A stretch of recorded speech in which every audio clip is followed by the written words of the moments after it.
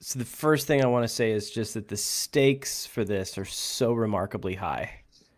And I don't know if you guys can see, so you couldn't see the countdown. I don't know if you can see the number of live viewers, if that appears on your screen or just on mine. Well, I'll keep it to myself. That way I don't make you nervous with the thousands of people tuned in right now. But I asked you guys, you guys are all thoughtful people with whom I've had different conversations over the years, varying ways of tweaking our communities and people working, all of you working very actively toward the betterment of other people's lives. And it was Jamie who asked me when you were in town back when travel used to be a thing that we did. You had asked me just the question of what is the one thing St. Louis needs? And I remember it was such a simple question, but I think I gave you an answer at the time about like relationship with the police was my answer. And then over the past like 4 years, whatever it's been, I've just been thinking about that over and over and finding different ways of like, yeah, if we just had this, then all of that would, fall in line. So it made me want to bring you guys together and just have the conversation with the disclaimer that I told you about before this. There is no wrong answers here. Like, we're not going to look at the feasibility financially, how we'd fund these things, or dealing with any political ramifications. This is just a place to brainstorm. What could the world look like if we changed a couple little things? How could it make everything better? So, with that said, if you want to go around real quick and just say who we are, we'll assume everyone knows who I am. Matthew, you want to go? We'll go Sure. clockwise Yeah. on my screen. I was hoping you were going to introduce yourself. What about all of my fans and followers who are tuned in for the first time? Oh, The sorry thousands about. of people. Yeah, to the thousands of people. I'm Sean. I'm a video producer in St. Louis. All right. My name is Matthew Kincaid. I am. I guess I'll say what I like before I say what I do. I'm a video game enthusiast. I enjoy playing video games. Which Excited games? about the PlayStation 5 coming out, even though I do not currently have a pre-order. So one of the thousands of people who are watching this, if you want to hook me up. But I founded an organization called Overcoming Racism, and we do intensive anti-racism consulting, predominantly in the education sector. And so we support entities envision and actualize anti-racist system structures and practices. And we work with all kind of different organizations, but mostly K-12 schools and districts.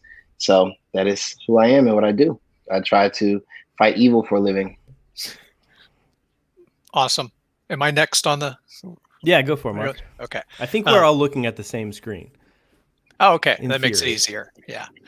Mark Geldmeyer. And my profession is an IT professional, several decades. I'm a little bit older than the others on here, I'm guessing. And then a second career as a broadcast meteorologist. And that may explain my look right now, because for a lot of years, maybe 15, I was always prepared to go on TV and present stuff. And so when COVID hit in March, I was like, okay, I'm retired from that. I don't have to go out of the house. I'm going to let it go wild. So I'm channeling my inner craziness, if you will. And at the same time, I've always been interested in social justice things. Maybe when I was a bit younger, I did a few things. So the last 6 months, I said, hey, what can I do? And I don't want to just talk about it, read about it. I started making an action list. I think that's when Sean kind of said, hey, why don't you join this call too? So I've been making an action list and doing things regularly and seeing differences, right, from those little actions, right? Just make a lot of little changes and they add up. So yes, the ocean has a whole lot of drops of water in it, but they are just the whole ocean is just made up of drops of water. So one drop at a time. I like that. That's great. Who are you, Jamie? Just do things. Who am I? Great question, Sean. We could spend a whole hour talking about that. So my name is Jamie Adler. I'm in California. And what have I been doing in my spare time right now? I've been doing a lot of yoga, teaching yoga, doing yoga, and also volunteering for this election that you might have heard coming up.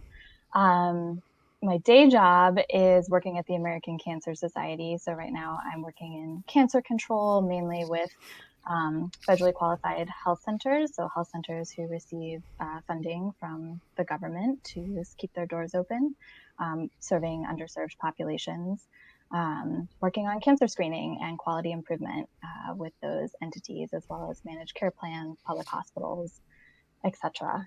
So I have a background in public health. I worked in a lot of different spaces: tobacco control, family planning, nutrition, and currently I'm applying those skills to the cancer control space. I've been watching the news lately, and I forgot about cancer. Just hasn't Have there been other things high on the happening in radar. health? Yeah, who knew? Okay, yeah, who knew? Yeah. Well, I just asked everyone to sort of dream big and, think of things, concepts to discuss, that one little thing or one big thing, just one thing that could change the world. And if anyone eagerly wants to hop in and start this, go ahead. And I will say, lastly, if you're watching this, to the thousands of people, feel free to throw comments in the comments. And if you have questions or anything or ideas, throw them in there and we can put them on the screen here. I think I can. Yeah, this is an example. I can click on a comment to show it on my screen. And so if you comment, we can include it in the discussion. That said, somebody talk. I can talk. I mean, public health is a big topic right now. So one of the things I've been thinking a lot about, and I'll be curious to hear what you all think about this. So I work a lot in healthcare deliveries, like I mentioned, with different entities. And we've been talking a lot about defund the police, or what could funding for police look like? What would we need to fill in different gaps? What do we need for our communities? And I've been thinking about applying that to the healthcare space, where we are thinking about sort of licensure and what makes sense. Do you always need to be seeing a doctor? Do you need to actually be seeing a social worker? Could you actually be seeing a nurse practitioner? Sort of, who are these other people that we have already in these systems that we could pull in and sort of reconfigure or redistribute, and would probably have better outcomes, I'm assuming, actually, in terms of, both for our communities, but then also, within healthcare. So, managed care is a big thing right now. Most people have chronic diseases in our country, and, needing folks to be able to track that and monitor that, and having someone to go to. So I've been thinking a lot about that in terms of the medical care space, but then also, how that trickles into these other sort of community funded pieces that we need to keep us all going, to keep our neighborhoods going. Is that something that, like, when I get sick, I pick who I call and I call a doctor? Is it something where if things were articulated or in a space where, like, what would that look like for somebody who is having some sort of symptom of any kind to actually find the right person? Yeah, it would depend on the symptom, right? I mean, I think that's what gets back to sort of this managed care piece as to how we would connect folks to those people. So right now, if you're having a mental health issue and you need to talk to someone, a lot of people don't know who to go to, right? Or if their insurance covers it, or how that would even work. And we're seeing that more and more highlighted with COVID as well. So, having those connections, so whether that's through insurance, whatever that looks like now for someone, there's multiple, versions of what insurance looks like. How could we do that better? How do we make those connections, like you're saying, and get someone to the right person? Telehealth has a decade of, what we thought it would take to get telehealth up and running is now up and running. And obviously there's some pieces to figure out with that. But, could we use that as sort of a jumping off point? And of course, at some points you're going to need an MD or a specialist, but, are there these other people that, would be interested in going into these auxiliary fields, or that are already there that we could utilize? I love the idea, Jamie. I was thinking about how sometimes I call the doctor and I don't want to see the doctor. I want to see the nurse practitioner. I just know I'm like, okay, I hurt my toe when I was bike riding. It's ugly looking. I want somebody to look at it, but I don't need the doctor. I just need a nurse practitioner. Maybe I'm going to get a prescription. Boom, real simple. And then similarly, there's been times when I've wanted other things, like maybe a nutritionist, right? I'd like to ask some questions of a nutritionist. I don't know how to do that with my insurance. I got to call the doctor first or something, have them refer somebody. And I could see for other people that if they're, and we could probably save a whole lot of money because other people maybe are going to the emergency room or going to the doctor when really what they need to do is work with a nutritionist, perhaps on lifestyle choices, work with somebody that could help out with physical activity, or so many things. We could be more in the prevention mode, and that could be not just physical but the mental health. So many things we could work on the prevention side, and it would save us a lot of money too.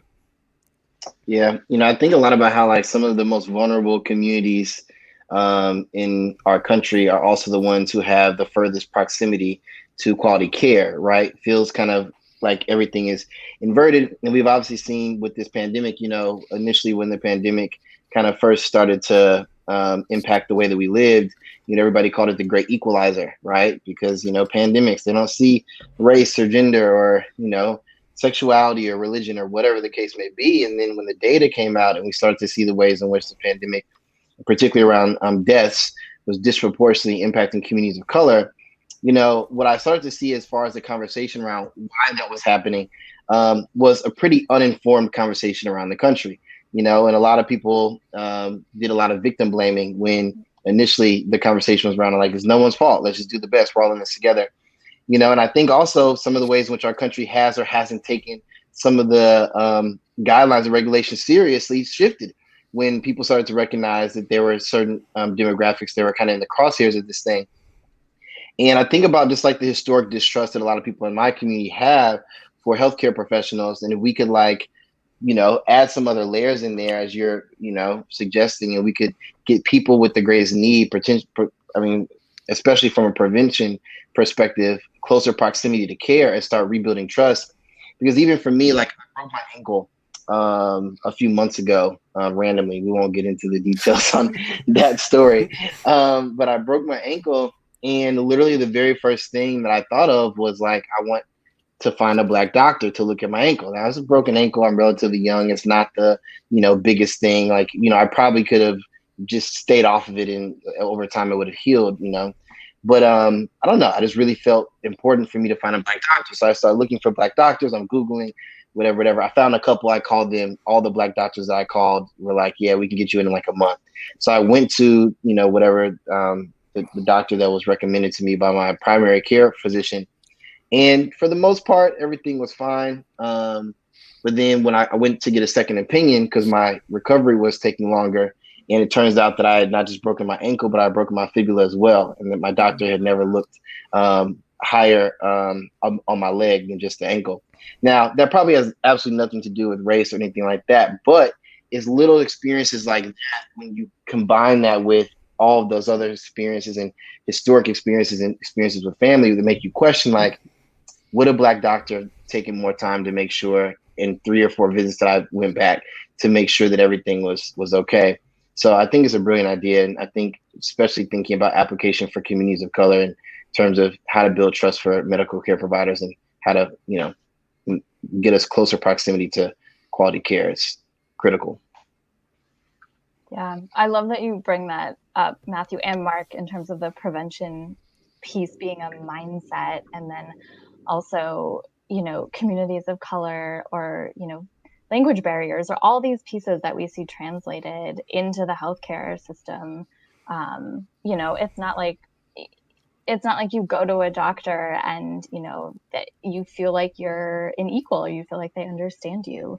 And we know from studies that, providers minimize pain for certain populations and all of that. So yeah, I think I could go on about healthcare for the next 5 days, but I think there's so much to be done, and it's really exciting given COVID. Obviously there's a lot of tragedy that's come from this, but to see sort of these advances that now are feasible, right? Like COVID has sort of jump started a lot of what we expected to take decades, and now that we have the need, we had to just do it and implement. And so I think there's a path forward. Just to share with Matthew talked about looking for a black doctor, and over the years I've always looked for women doctors. I always felt that, and I mean years, I mean some decades, and I just felt that I wanted to one.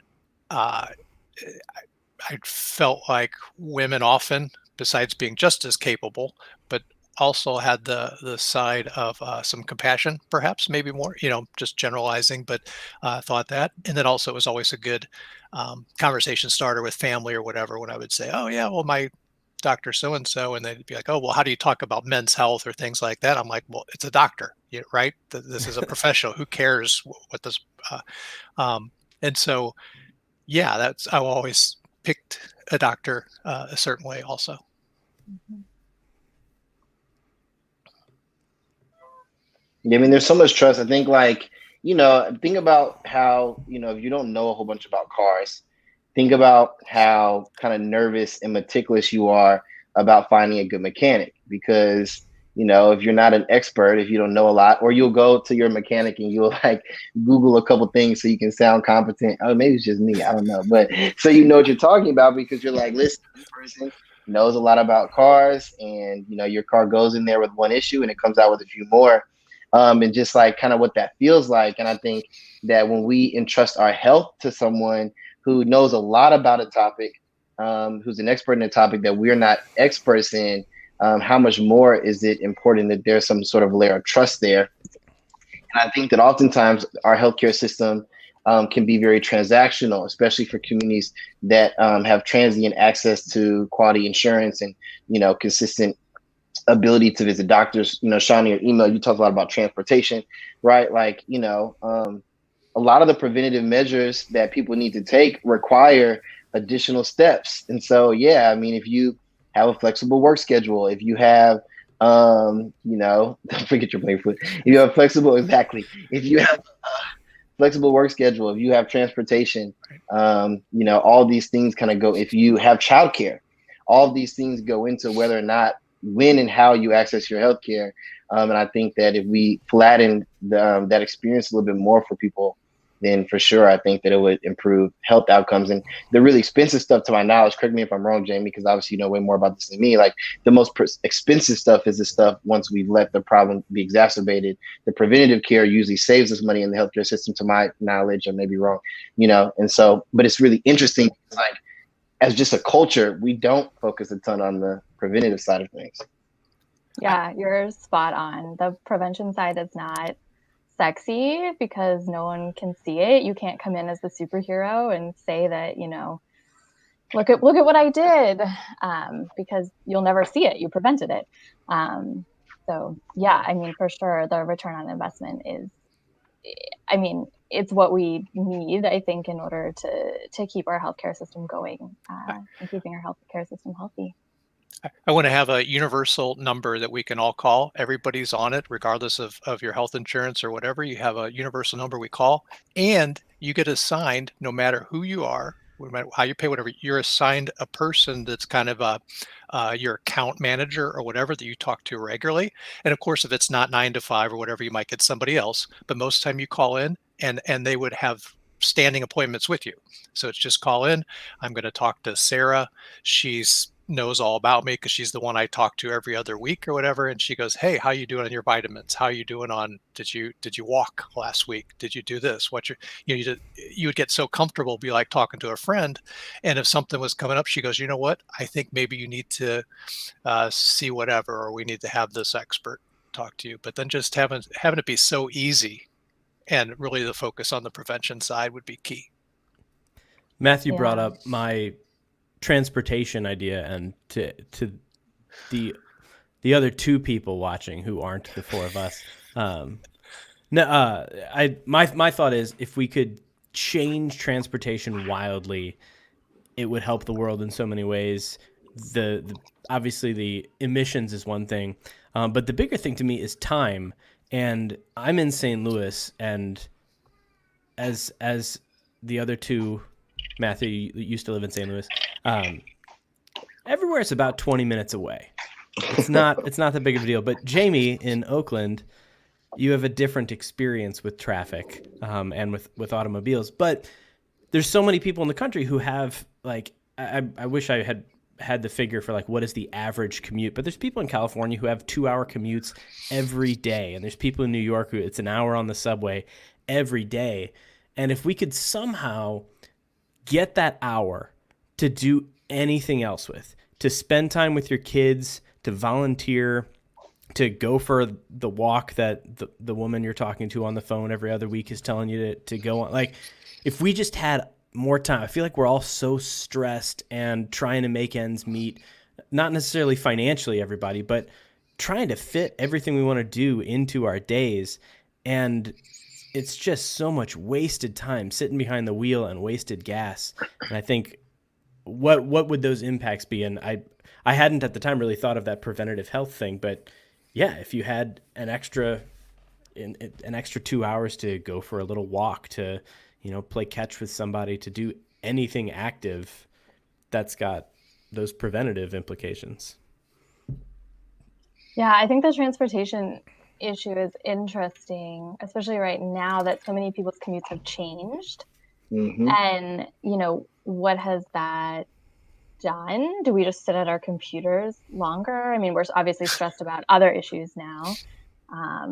But, what have we done with those 2 hours that we got back in our day? And for folks who, have to go to work, at least in California, obviously the traffic is not as bad.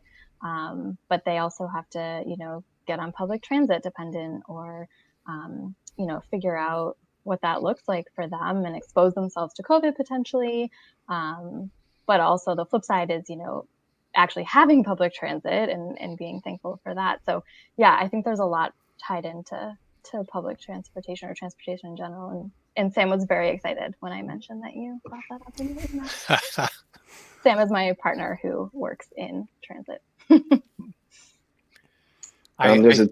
ahead, Matthew. No, go ahead.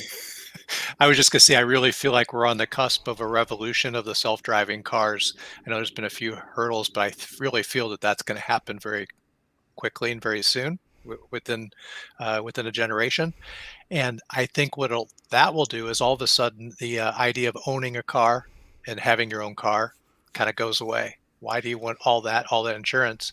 So even though we're still there's still a lot of cars going around instead of public transportation, we would share cars, right? So if they're self-driving, the car comes by and takes me to the doctor, and then goes and gets Jamie and takes her wherever, right? So it's just kind of going around. You do sort of the Uber app kind of thing. Hey, I need a car here to get a ride.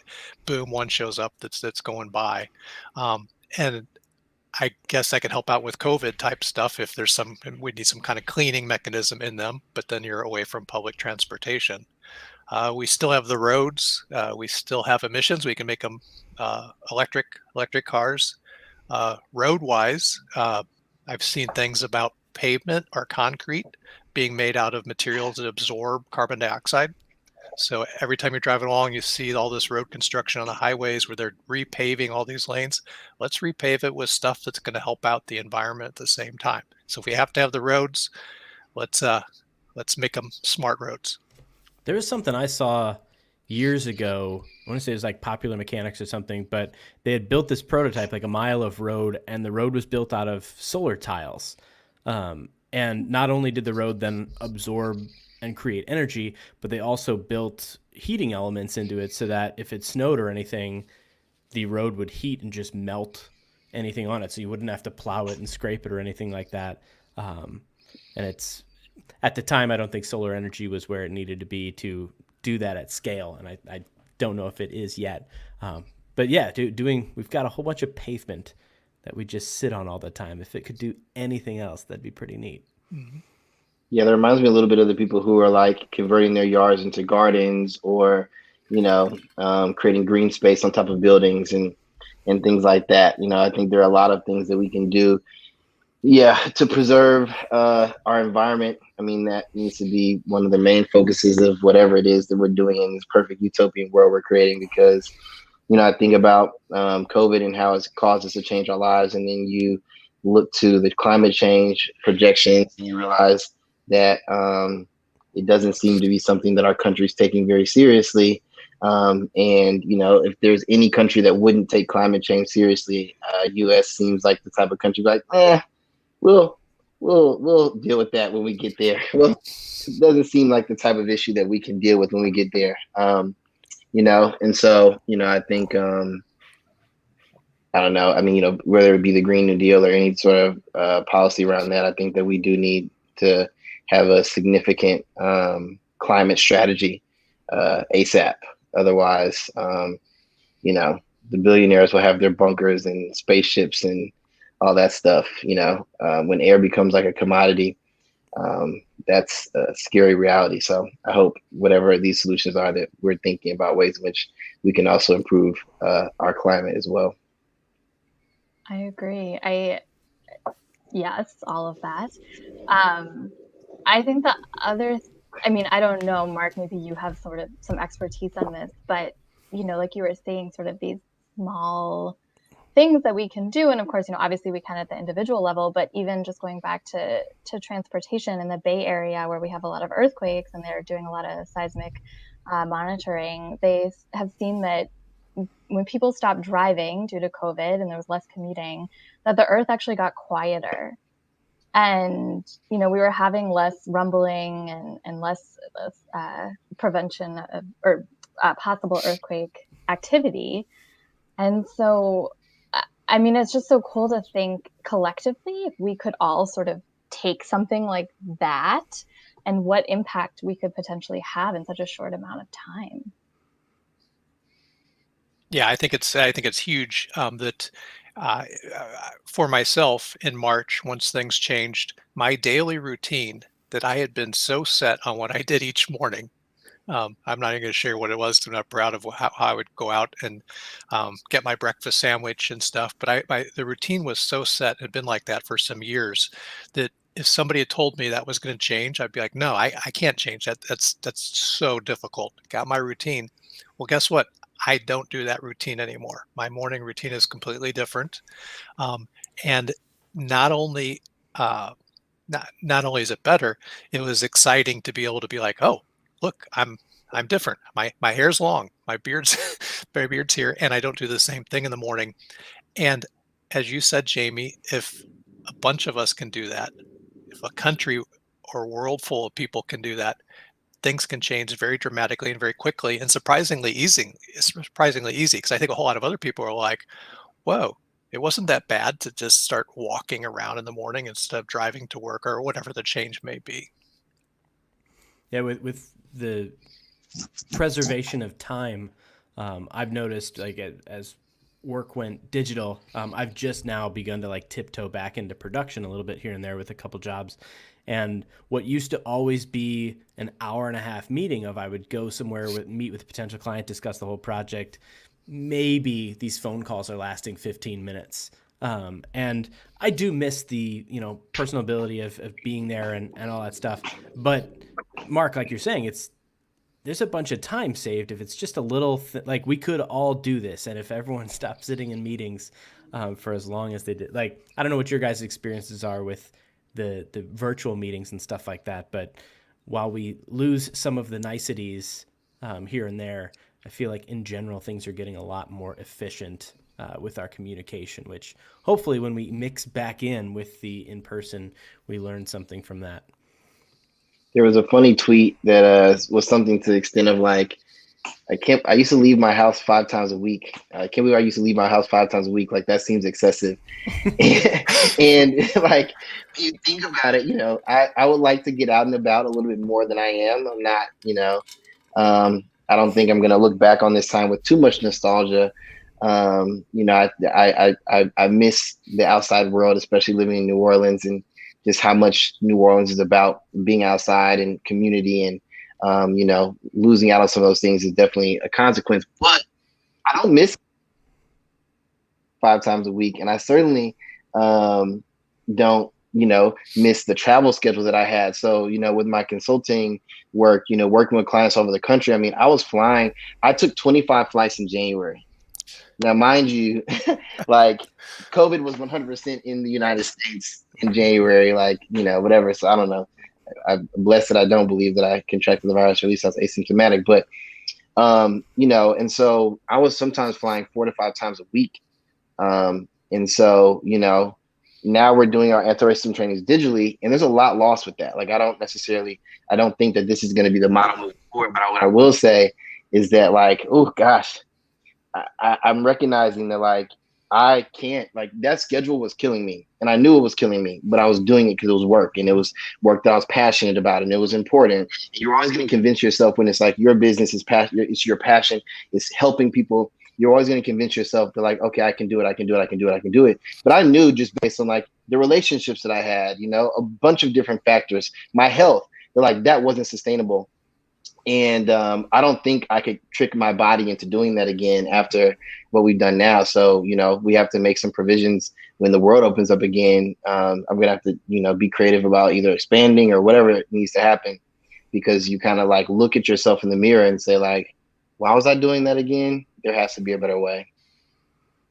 I love that you say that. I think I was listening to Michelle Obama's podcast, and she had someone on who said, let's not go back to normal, let's go to better. And yeah, I mean, I feel like this is really a time where we make those choices and make them purposefully, and look at what we were doing and, maybe do something differently. Oh yeah, I think the better for sure. I mean, I think even companies have realized, oh, we don't need to have everybody in the office. Guess what? People can still get work done. They're still productive, even though we're not staring at them across the cubicle. So I think from companies have learned that it might be cheaper, might be smarter to have kind of a mix of employees being remote and not technology wise. We've realized that, okay, we can have tens of millions of students learning from home. Maybe not the perfect situation, but the technology can support that. So I think once we are able to go back more, there'll be a lot more choices. And I do think it's less, we're not just going to go right back to how it was 6 months, a year ago. We're going to say, hey, we can do this or this now. It'll be able to have more choices. I want to switch gears here slightly. One of the other things on my list, less about like a physical change to infrastructure or anything like that. And this may be a bit of a hot take. You'll have to forgive me, but I wish that what goes on TV for entertainment, and specifically with sports, I wish that sports. I don't have a problem with people being paid the exorbitant amount of money that they get paid, but I wish there were consequences for their actions when they do things that are bad, and not just a slap on the wrist with a suspension or a fine. But I look at watching an NBA game, and I like watching the NBA, but even LeBron, who I think off the court is universally loved as, a civic leader and a good father, like, he's a great guy, but there's times on the court where he'll shove people and he'll get in somebody's face and he'll yell, and there's fights there. And baseball, it's like a thing where the dugout's empty and they go have a fight, and if you don't go, you're not support. And there's this message that our kids see again and again, that they're just going to accept, like, well, at a certain level, you got to be like that. If you want to be the best, you're going to have to fight for it, because look what happens when, even LeBron does this. Even so, like, put in any athlete, everyone loses their mind for the sake of, like, athletic competition.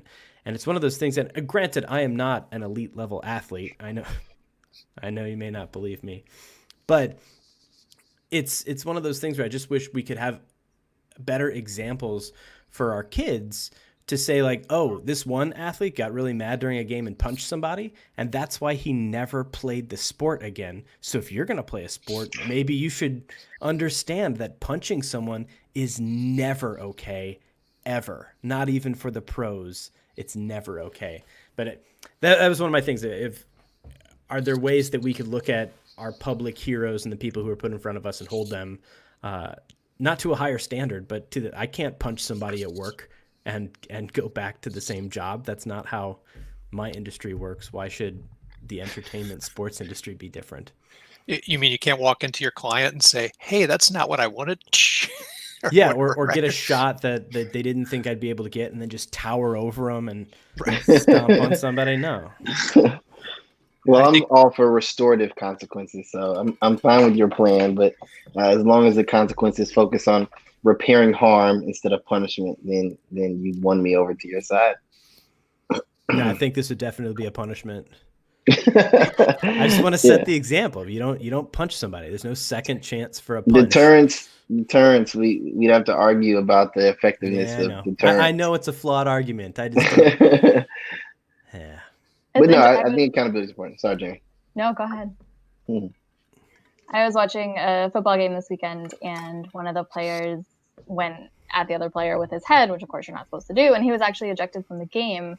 And I was in shock, knowing that that is a rule of the game, but had never seen that enforced before, and was very excited about it, and then also very sad that I had never seen that enforced before, and sad that we even have to, be in shock about it. So yeah, I mean, I think it's part of our culture too, where I identify as an American. I probably wouldn't put that as my first identity, but it's on my passport, and that is definitely sort of a trait of our culture, is to be more outward and aggressive, whether it's smiling a lot or getting physical. We tend to be more outward projecting. the Tour de France just finished. It's normally in July, and it was late. It was later this year, and it was really exciting, really cool that actually they got through it all. They did the bubble and all that, and they actually kept COVID out, so they were able to have it all, not have any of the teams have to leave because of that. I'm a huge bicycling fan, so I know, like many people might follow NBA, is how I follow the bicyclist. Um, yeah, it's sort of a European thing, and it's a lot less physical, but there is bumping and stuff. And one of my favorite stars to watch, Peter Sagan from Slovenia, uh, is a big sprinter, and he's kind of has this attitude. Kind of came from a mountain biking background, so he kind of got there, and he's kind of like, yeah, I'm a little different, and he wins. Not the main thing, but the green jersey or the sprint points by sort of sneaky little things. Like he's not the best, but he's sort of smart and good at the same time. So he's sort of last 8 years has been doing great. This year, everyone's like, "Yep, he's going to get it again." But he actually had competition, and in one of the sprints, just a couple of stages before the finish, he's like trying to sprint, do the best thing he can, and he kind of leans over and elbows out one of the guys, and nobody crashed or anything, but it was a little bit of a what's going to happen with that? And they did for that stage, they did say, "Yep, you're putting it back." So they had no mercy. It was pretty much a nope. This isn't that kind of sport that we're going to do that stuff. There's no tolerance for it in European sports.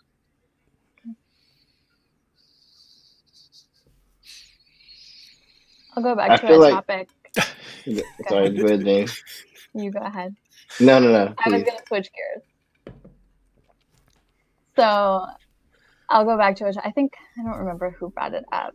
It might have been in conjunction with transportation, but, or maybe Matthew in terms of healthcare. Is that why you're switching gears, the transportation thing? Yes. Ooh, But I'm switching gears to childcare. And I had listening to a podcast recently, and they were talking about, I think it's Montreal, that instituted like $10 a day childcare.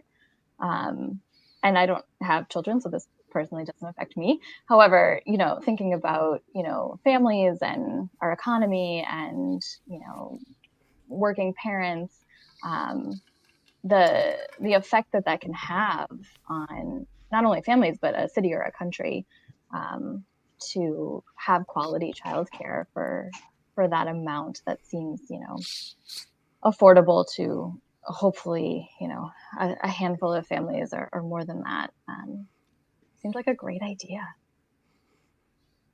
Yeah, Jimmy, that's literally like I wrote down a little list. I have like my little dream list here, and I do universal too. childcare is like at the top of that. I mean, it makes no sense in what the wealthiest, one of the most developed country in the world, that we don't have universal access to childcare, that every kid can be enrolled in a pre-K4 program. And I don't know. It's just there's so many systems and structures that particularly punish mothers. And so when we talk about like pay equity and pay gaps, I mean, obviously, In several families, like you have a structure where you have two parents, but in a lot of families you have single parent families, right? And in a lot of single parent families, those single parent families are, maternally based. And just thinking about how much we punish mothers, in terms of just like lack of access to childcare, really reductive maternity leave policies, obviously in general, just pay disparity in general in terms of the ways in which women are paid less, working the same job with the same experience and same education. I think one of the best indicators of a country's like economic success is how they, enfranchise women.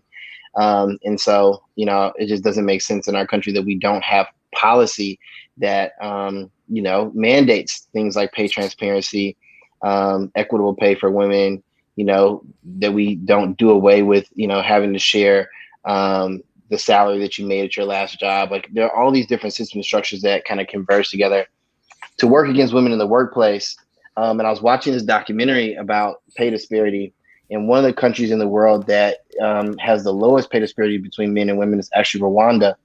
And the reason why Rwanda has one of the lowest pay disparities between women and men is because after the genocide, it's sad that like the genocide is the core of this, but after the genocide, it just was not economic. Like sexism was not economically feasible. I don't think it's economically feasible now, but like it physically was not economically feasible. Their entire economy would have collapsed. And so women, started to dominate in the workplace, and it had significant economic benefits for their country. And so now through policy, even though, they're further removed from the genocide and, their labor force is stabilized more, they've maintained a lot of laws and policies at a countrywide level that promote pay equity. And it's helped for them to, develop their economic strength. And so I think, better maternity leave policies, universal childcare, and then mandated pay equity for women, I think is something that is really, really important. I think Rwanda is one of the countries that they redid their constitution after that, Mm-hmm. and I believe they put in that women have to fill a certain percentage of the political Mm-hmm. offices also, which a lot of countries have done, and the United States is way low on that index of what percentage of women are leaders. But Rwanda and a few other countries, they kind of said, "Hey, we have to get the leadership has to be equitable." So once women make up half of the political leaders, then they can start pushing for perhaps some of these other things that make sense. What else besides universal child care, universal health care, making sure that every kid has food? What are if we could say, like, what are the 5 basic rights that humans should have? Are there any others? Matthew, do you have any others on your list? I was just trying to think if these 5 things were guaranteed, what a great country we could be. Yeah, housing. I mean, homelessness has to be one of the single most fixable problems that we face in our country. I spent some years working every summer during college. I worked with the same homeless shelter, transitional shelter in St. Louis, and completely changed my perspective on homelessness in terms of a social problem that you look at and you're like, oh my gosh, homelessness is this big problem. And, how can you ever solve this? Homelessness is probably the single most solvable problem that our country faces because, for years, the solution to homelessness was to quote unquote fix homeless people or people who are unhoused. And, it's like, okay, give them job training, help them, deal with if addiction is an issue, help them get educational courses. But the reality is, it's really freaking hard to do anything in this country if you don't have a place to lay your head at night, if you don't have that security. And so instead, if you give people a place to live, and if they need additional tools and support and resources, you pipe those tools and support and resources into that place where they live, right? You get them a roof over their head, and then you start focusing on job training, and then you start focusing on mental health counseling or whatever the case may be. The likelihood of a person to transition back into being unhoused, it reduces dramatically. And so, there are so many buildings, homes, buildings all over this country that are blighted, that are unused. And, besides just the fact that people hoard wealth, I think like there are a bunch of spaces that we could just like turn over to let people live in, who are living on the street. It's really not a problem that would take a lot of effort to solve. It just is something that it feels like, people who've never been unhoused like can't empathize with that. And so a lot of times in our society, we blame people who are struggling economically to say like, well, that person must be lazy or that person must this or whatever. And so they're a population that people don't have a lot of empathy for. And so we just create a social ill that is in no way, shape, or form needs to exist because people don't empathize with that struggle. Yeah, I love that you bring up that, because I mean the Bay Area is seeing a catastrophic unhoused population, particularly with COVID, but even before COVID, and it gets very emotional for people, which makes sense. I think we've tried different pilot projects in terms of getting people into some sort of temporary housing. LA, in fact, and you might know more about this than I do, but a couple of years ago, really wanted to tackle their unhoused population, and simply started, like you were saying, finding places for people to live. And yeah, I think here in particular, in conjunction with that comes mental health work and resources, that our unhoused population in particular has a high rate of mental health issues. So yeah, taking a look at that multifactorial piece and sort of piecing the solutions together. I agree with nutrition and food as well. And I think, with that comes water, fresh, safe drinking water. I think that's going to be more of an issue. It's more of an issue in other countries right now, but I think it's going to become more and more of an issue in the US, like we've seen with Flint, like we've seen with areas that were devastated by hurricanes. That's going to be a hot topic. I had to follow up on that, and my one simple one I had jotted down, super easy one, is I wrote beans. So I wrote down beans because for the last 20 plus years, I've been on a vegetable-based diet. And the thing that I've really learned is that, at first I would miss out when people would go to like a steakhouse or something and be like, oh, they're having something fancy. I've learned over the years that beans can be very fancy. There's so many ways to prepare them, and they're so delicious with the right spices. I mean, if there's Indian food or there's curries or with tofu and with from lentils to soybeans, there's just so many different bean types, and they can be delicious to eat, super healthy. So it kind of fits our healthy side. If we could replace some of our meat-based meals with bean meals, right? It would be super healthy. You get that good microbiome going, and you get the fiber, the antioxidants from some beans. And again, flavors, and you can do the whole world in flavors, all kinds of spices. So healthy, helps us out from a health perspective. The blue zones, if anybody had seen that a couple of years ago, they talked about these places where people live to be over 100. And all the blue zone places, people eat beans, right? There's different types if you're in Okinawa versus down in Costa Rica or in the Greek islands, there's different types of beans, but it seems to be a common denominator. From a environmental perspective, beans are easy to grow. Certain types of beans you can grow anywhere. Matthew, you can grow beans on those rooftop gardens, right? Beans are easy to grow, so they can grow anywhere, and they take less fertilizer and less care is needed. In fact, beans take nitrogen out of the air, add it into the soil. So we've taken care of the environment, of our health, and it's cheaper. So eat beans. I did not expect any part of this conversation to end up having been about beans, but that was I mean, you had me at beans. I was like, all the other description was really unnecessary for me. I didn't really need to know anything.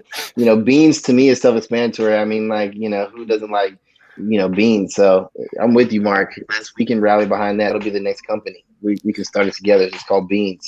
As Jesse and I are feeding a 1-year-old, it becomes, I mean, not only the thing we all struggle with of the decision of what to eat if you have more than one option. But then doing that with a 1-year-old is a whole nother layer of like, well, I need to keep his palate evolving and I need to keep it balanced with nutrition. But he eats beans at every meal because they're cheap, they're good for him. He'll eat them. He can pick them up. Mm-hmm. All right. Gold. Mark, if you want to run for president on the Beans platform, Beans Party, you've got my The vote. Beans Party, let's do it. It's time. We need a third party bad. It's the Beans Party for sure. Yeah. And I think the middle schoolers will be in on it too. I'm sure we can get some good jokes with the beans and the middle schoolers. The speeches write themselves. Yeah. That's great. As we wind down here, are there any thoughts that have come to you from me? We've been conversing fairly well and picking up on Yes, each other. I'm going to say a bunch of topics that are perfect for the last 5 minutes of this call. Reparations, universal basic income, prison abolition, 4-day work week. So if anybody wants to tackle any of those in 5 minutes, be my guest. But that was my list here. Mental health services. Everyone should have access to therapy and mental health. Matter of fact, that should be a part of our school and our curriculum. Kids should get time with counselors. Right. I worked in schools, and I guess I still kind of work in schools, but peripherally. And, the hoops that a kid has to jump through to be assigned a counselor. And then the counselors that work in schools, it'll be like one person for like 100 kids, and many of these, just to get a counselor means that oftentimes there's, some exacerbated needs. And so, every kid should have access to someone that they can talk to help them understand their feelings and their emotions. So that's another thing I'm really passionate about is removing stigmas. First, checking in on mental health. You go to your dentist every so often. You go to, your general practitioner every so often. Like even when you're feeling good, you still check under the hood to make sure that everything is functioning the way it does. And I think I'll speak for myself. You go years oftentimes without necessarily making sure that you're getting a checkup on your mental health. And so that's something I'm trying to do a better job on now. And I think that in communities of color, especially the Black community, there's, some stigma around seeking mental health. And I think some of that stigma is around the resiliency that we've had to develop as a population. And, oftentimes spiritualism in our culture where it's just pray about it or just toughen up, be a little bit stronger. There's a lot of that runs in the family, but also I think once again, historical mistrust of medical communities, but mental health services critically important. Yeah, I think with the stigma and how we talk about it, it's one of those things where if your leg is sore, you have no problem saying to people like, I'm not gonna go for a run with you guys today. My leg is sore, and there's no stigma about that whatsoever. But to be like, no, I'm gonna sit this one out because I'm just feeling kind of down. I'm overwhelmed with this. You sound weak if you say stuff like that. And having a change of discussion. A change of tone with how mental health gets handled. I got to start seeing a counselor when I was in 6th grade for the first time, and then I've seen counselors for most of my life, and it's awesome. And like you were saying, Matthew, you said it differently than I've heard it said, but for just a kid to understand what they're going through from somebody who understands what kids are going through better than a parent who's trying to focus on making sure they have the right beans to eat and making sure they're going to all the right practices that they need to go to and stuff. There's so much to think about that it's an extra step, but you can't be an expert in everything. And there's great mental health professionals out there who can really help kids be happier kids, which makes them happier adults, which makes them better leaders, which makes them able to install roads that make commutes faster and absorb carbon.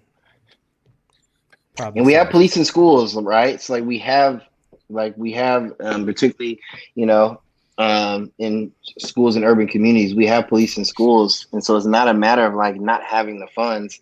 It's just about having the police do the mental health stuff too. And There that you should be go. fine. Right. No, I think that's kind of the opposite of what we're looking for. But yeah, it was funny, when the defund the police stuff started to like be really popularized. I saw an article about I want to say San Francisco's ed department, don't quote me on that, somewhere in California, where the school police were like, okay, fine, we'll like get rid of our grenade launchers. Like we won't, we'll like sell off our grenade launchers. And it was like, why school police do you have grenade launchers? Like, under what scenario do you think you're going to need this type of equipment?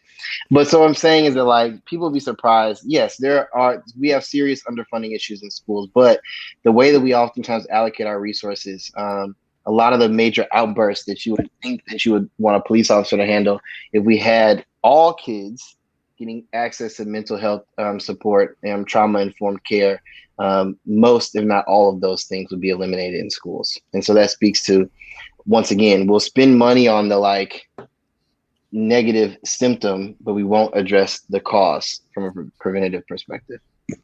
The last thing I'll say is off that, I got to do a video with a organization in St. Louis called Safe Connections, which does sexual and domestic violence, crisis intervention, therapy, and preventative education. And they do all these programs in schools. And as I was talking to them, we weren't doing an interview, unfortunately. It was in between the moments as we were getting set up. And she said something which I feel like most people in nonprofits would say, we'd love to be out of business. Like that's the goal, is to not need ourselves anymore. But they were saying, especially with domestic violence, the example of what a relationship is and what a sexual relationship is for so many kids who don't have the parental unit to have that conversation, or even who have parents who just aren't well equipped to have that conversation or aren't personal great examples of it. They're learning from TV, they're learning from movies, and then that's all they know. And it's not their fault. And then they go to high school and beyond, and that's their example. And her whole point was, if we can instead give them a place where they can talk about it, where they, as they start to, as 6th, 7th, 8th graders start to have crushes and boyfriends and girlfriends and stuff, if they can have a conversation like, this kind of made me feel weird when someone did this, and like I didn't like that, and I felt like that. They're talking about that. They're having that conversation. And if they can do that at that age, that just makes every relationship after that easier and better. And when these kids become the next generation of young adults and young parents and stuff like that, it's going to be noticeably different than people who didn't have exposure to that. And it's easy to say children are the future, but if we equip them well, it can have a real impact on what our future looks like. Yeah, I think we're seeing that with like sex ed in schools right now, or in some schools at least, and how that's taught. And it's more about consent and knowing your body and respect versus, what it's been historically, or it hasn't existed at all. So I think there's a good shift there. Yeah, I'm still traumatized by Tim Wood wheeling that big circular projector into the room in middle school, and playing whatever 9mm film we watched our sex ed course. So I hope the sex ed is advanced since my time in middle school. Sean knows a little bit of what I'm talking about. I sat through that same class. Yes, I Shout believe out it has Tim changed. Wood. He's a good dude. Well, anybody got any other final notes? If somebody's watching this, something inspiring to say. Mark, I like your ocean drop thing at the beginning. What you got, Matthew? This is a quote that I've been really been kind of marinating on a lot. So Paulo Freire, if you are not familiar with him and his scholarship, he writes Pedagogy of the Oppressed. I think every single human being should read it. It's a phenomenal text. He's a Brazilian author. And, even though I believe Pedagogy of the Oppressed was first written in the 1930s, it's extremely relevant today. Don't quote me on that exact date, though. I can't remember exactly when it was written, but he has this quote that says, "It is imperative to maintain hope, even when the harshness of reality suggests otherwise." It is imperative to maintain hope, even when the harshness of reality suggests otherwise. There are a lot of reasons to feel hopeless right now, right? Whether it be the pandemic, the racial unrest that exists in our country, the sudden passing of Ruth Bader Ginsburg, There are a lot of reasons to feel like, and just the general division that we see existing across our communities. But I think if there's anything that systems and structures of oppression do to maintain themselves, is that it inspires hopelessness in those of us who would otherwise get up to fight against it. So those of us who are passionate about animal rights or climate change, or anti-racism or anti-sexism, or anything, right? Whatever your passions are, the systems and structures that intend to do evil, like they're not resting. And so we can't be the ones to lose hope. Like we have to continue to fight for the things that we believe in. And we have to believe that the world's not static, and that we can make change. So that's been kind of my reflection, as I talk about racism every day and people look at me and say like, hey, you can't end racism in your lifetime. Well, somebody has to believe that they can do it. And people have to work towards it, unceasingly. And one day, hopefully, we can have a generation of kids who don't know about these things, or at least they know about them just through a historical perspective. So maintain hope. There's a lot to be hopeful for. Mark, Jamie, any last words? I'll say the same thing. I'm an eternal optimist, and I've been around for a few more trips around the sun. And there's been plenty of years when I thought, oh, things are getting worse. What's going on with society? But then we kind of bottom out and we peak up a little bit higher. So I feel like each decade we get a little better, a little higher, a little more enlightened. I like to think that, hey, if we all just wake up each day and go, hey, every life has the same value, equal value. What can we do just to make these lives right around us? Look around the people right around you. What can we do each day to make each person's life a little bit better? Jamie, you want to close it? Yeah, I'll just echo all of that. I mean, I've been in a yoga teacher training, and this image of a lotus growing out of the mud comes to mind. So, out of depths of darkness and dinginess and terrible, it comes this beautiful flower. So yeah, ditto. Thank you, everybody. And to the thousands of people watching, thanks. And I'll put links to the book Matthew mentioned, and anything else we come up with. I'll throw those in the description below so they're handy. But thanks for watching.